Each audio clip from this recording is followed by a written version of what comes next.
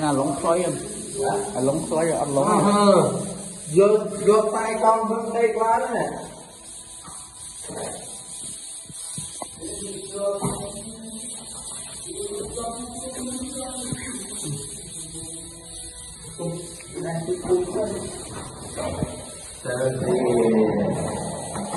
tê tê của con này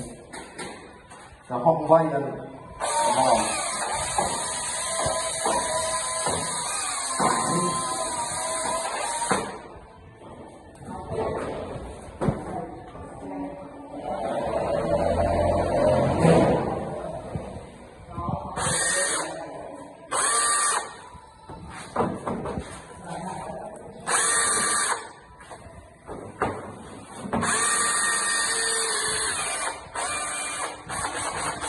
tụi vui bay chạy không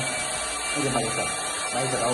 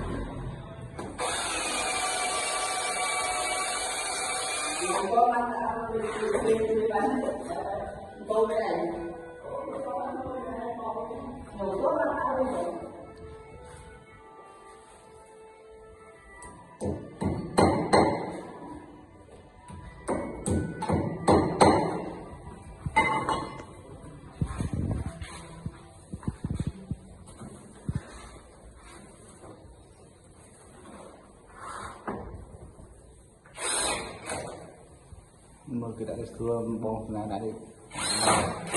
nên em bà cái cho con đại đi không còn này bánh nó bánh tí đó bán này bị bay thôi